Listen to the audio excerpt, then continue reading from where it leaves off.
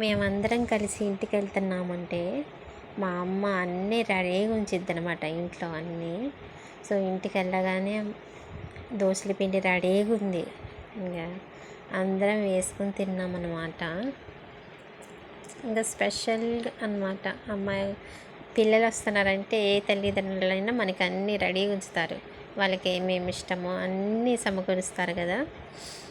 అలాగే పల్లెటూరులో అయితే ఇంకా మరి మా అమ్మాయి వస్తుంది, ఎన్ని రోజులతో మా పిల్లలు వస్తున్నారని ఎవరైనా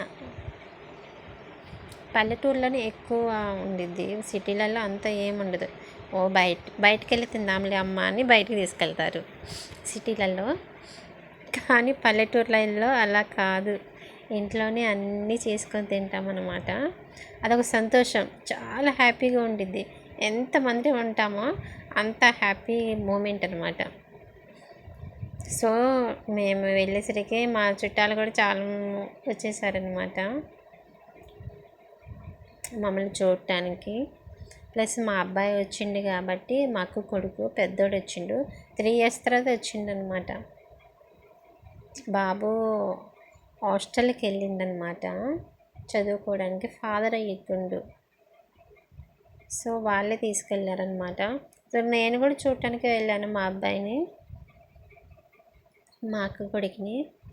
సో మా తమ్ముడు చాలా తెచ్చిండు, చేపలు పట్టుకొచ్చిండు. ఇంకా మళ్ళీ తిరిగి వెళ్ళాలి కదా, ఇంకా బాధ. ఇంకా అందరం మళ్ళీ ఎప్పటికి వస్తాడో తెలియదని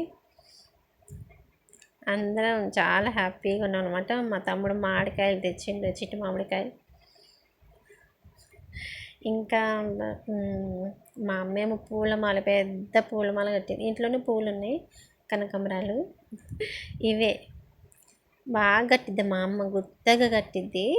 చాలా పూలు వస్తాయి అన్నమాట, ఒకటే చెట్టు కానీ ఆ చెట్టుకి ఎన్ని కనకాంబరాలు వస్తాయి అంటే వావ్, ఎన్ని కోసినా ఇంకా తరిగిపోవు అనమాట, అన్ని కనకాంబరాలు ఉంటాయి మా చెట్టుకి, పెద్ద చెట్టు. సో హ్యాపీ మూమెంట్, ఇది లాస్ట్ అనమాట. So friends